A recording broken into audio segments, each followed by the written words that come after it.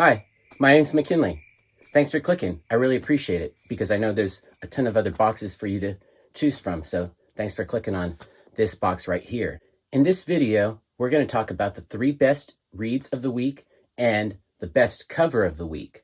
But before we can do that, let me show you what I got. It was a big week for books. Check out my stack. I got a lot of books. These are all single issues. There's no like 2 copies of the same issue, like I got multiple variants or whatever. These are all just different comics that came out this week. Well, actually, 2 of them came out last week, and we'll talk about that when we get to that. So let's show you what I bought this week. And we'll start off with the big 2, Marvel and DC. And for either the 3rd or the 4th week in a row, I'm not sure which one it is, but I know it's been at least 3 weeks, no Marvel books, only DC from the big 2. I don't know what that means, but it probably means something. If you know what it means, let me know in the comments below. It probably just means that Peach Momoko's new Demon Days isn't out yet. I don't know. So in any case, let's check out what I got. Sublime reference. Coming up from the big 2, DC, we got Nightwing, the newest issue. I think it's 82. Yeah, it's 82. And then we also got the new Catwoman. This is number 33. So that wraps it up for the big 2. Now let's check out the other big guy. What did I get that came out on Image Comics? And that's a big stack in and of itself. If you only got these Image books, that would be a really nice haul. I think this haul is excessive. I mean, it's a lot of books. So we got Homesick Pilots, the new one. I think it's 7. We got the new Time Before Time. We're at issue 3 now.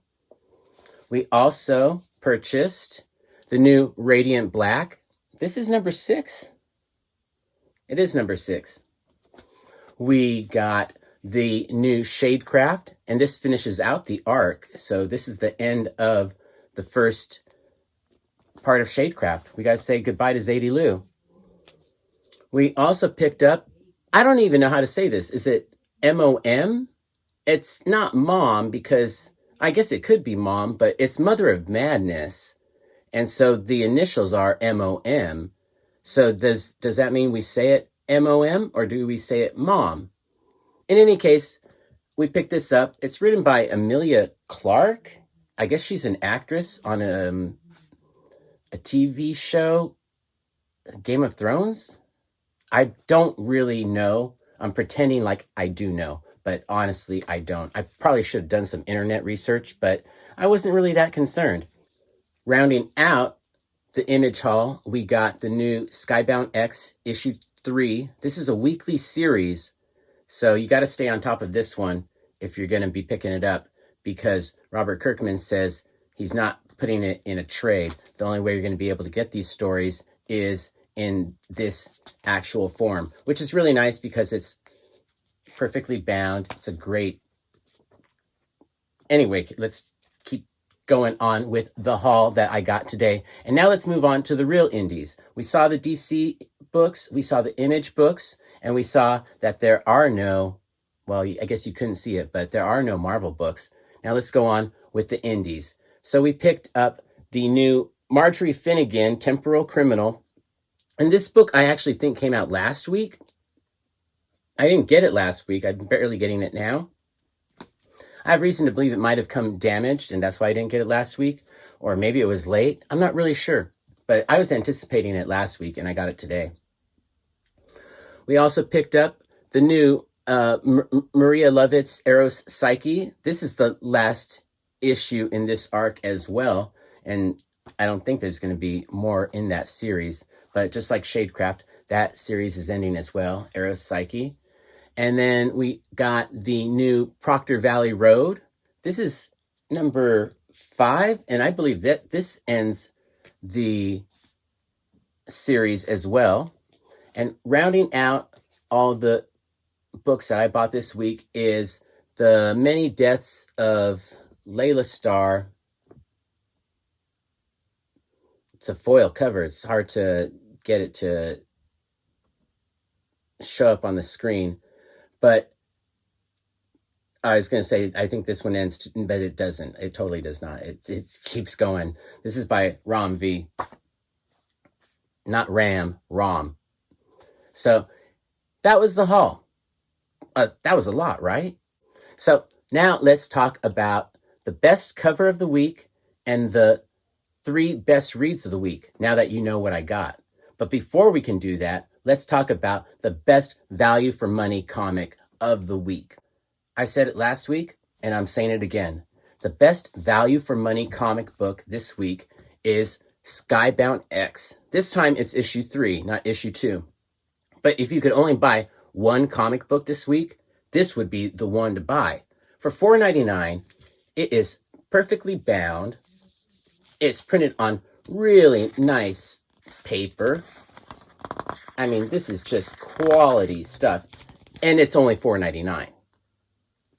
You cannot go wrong with this book because it's got 4 good stories that you may not know the people involved or the history of these characters, but they are still good standalone stories.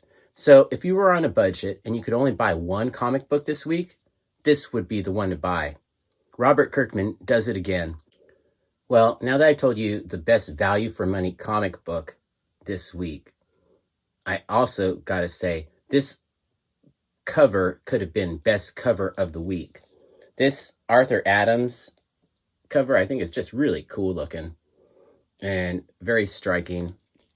I liked it the minute I saw it on previews, and it could have been the cover of the week, but it isn't, because my favorite cover of the week, and you might already know, especially if you've been watching my shows from the last 4 or 5 months, my favorite cover of the week, without a doubt, is this Sabine Rich cover for Maria Lovett's Arrow Psyche.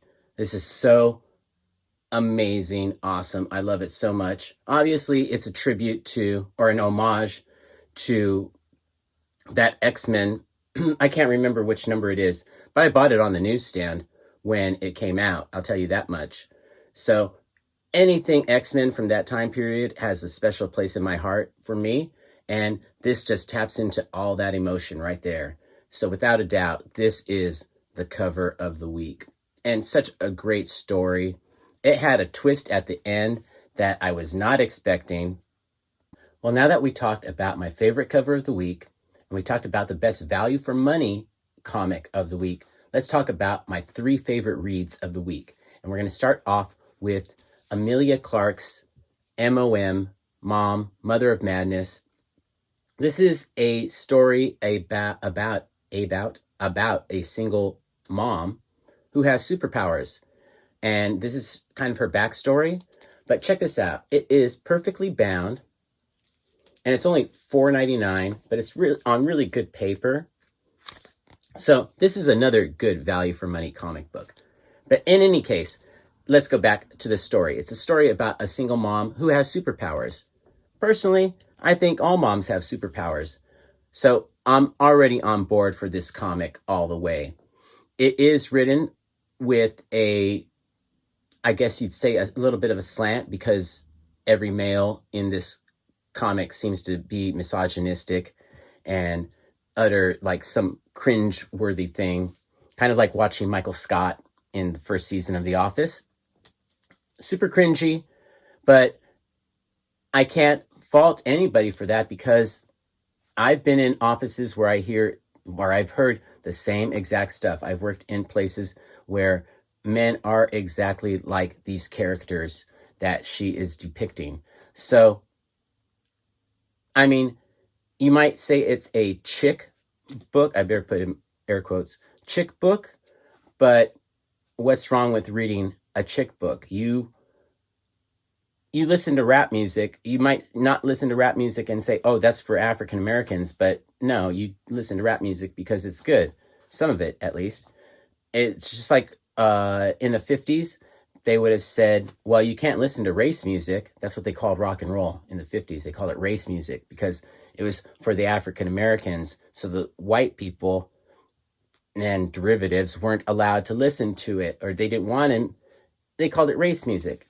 So you would still listen to race music because you want to be exposed to all cultures. So why wouldn't you want to read a book written by a woman about women? It's just another part of our culture that we really seem to ignore a lot. So in any case, the story was pretty good. It did have every man being pretty misogynistic, but that's how it goes. And I guarantee you that I have heard men say this in workplaces, say the things that I'm reading in workplaces before, unfortunately. And that's why books like this need to be supported, because they want to turn that kind of stuff around. So that's pretty punk rock. I also liked the artwork in this. I thought the artwork was pretty cool. So that is my number three favorite read of the week. What was my number two? Well, gotta tell you, Shadecraft. I am sorry to see Zadie Lou go, but we know that she's going to come back on Netflix. This has already been optioned. They're already working on something for Netflix. I don't know if it's an animated series or a live action series. I don't know what it is, but they're working on something. So Zadie Lou will be on Netflix soon. Shadecraft will be on Netflix soon. This is a great way to end the arc. This is another story that involves a badass mom, just like Mother of Madness mom. So actually, kind of what I liked about Shadecraft is it's kind of a family book. They got the mom, the dad, the older brother, and the little sister. So that is like my family dynamic, to be honest with you. So when I think of Zadie Lou in this book, she makes me think of my sister because she's the little sister. I'm the big brother. So this tugs at my heartstrings a lot. But besides that, it's just a great story, and it had action. I can definitely see this being on Netflix. I don't know if they're going to use this storyline for the Netflix show, but if they do, I think it's going to be good. So that was my number two pick of the week, my number two favorite read of the week. What was my favorite read of the week? You're going to be surprised because I was almost out of this series, but there came a twist at an issue or two before this, and it got me hooked right back in, and I am still on it, hook, line, and sinker. Radiant Black, you kind of lost me for a little bit, but then you had that dramatic twist at the end of, I think it's issue 4, and it's still just as darn good. I think they might have used a different artist for this issue, because this issue deals with the origin story of the red Radiant person, Radiant Red. I don't know. I guess that might be her name. And it's a female. So coincidentally, this is a story about Radiant Red's origins and her background. So it's a female story. All top 3 comics this week are really female stories, because you have Radiant Black with the origin of Radiant Red. That's what I'm going to call her. And it is a woman. Then we had Shadecraft, which is Zadie Lou, and her mom plays a pretty prominent role in that as well. And then number 3, we had the Mother of Madness. So MOM. So this is really a week to celebrate women in comics. And Radiant Black did that with this story. I was almost off of this book, and I'm glad I'm not, because I really liked Radiant Red's origin story and how she got to where she is and why she's doing what she's doing. So what happens next? I don't know, but apparently there's going to be a team coming up, and I'm not sure how they're going to make a team out of Radiant Black and Radiant Red fighting so much in a previous issue. We'll find out, and I'm super on board for that. So those are my 3 favorite reads of the week, my favorite cover of the week, and the best value for comic of the week. If you liked any of this, give it a like, give it a share, send it out to your social medias, whatever. I'd appreciate it. It's all that YouTubey stuff that everybody else says, and I should be saying it too. I don't say it often enough, but it's true. give it a like, give it a share. Leave a comment below and tell me what your favorite read of the week was and what your favorite cover of the week was, especially if it's a book that I didn't pick up this week, because I always like knowing about what I don't know. And I'm just learning here. I'm just a babe in the woods. So I appreciate everybody giving me advice and suggesting books to me, because I just want to become a better artist. And there's no better, I do a comic strip panel, and there's no better way than becoming a better artist than by seeing what other people are doing in the field. I'm going to end this video first by saying I really appreciate you making it all the way to the end. And now I'm going to close it by saying peace, love, Bunny, and Bear.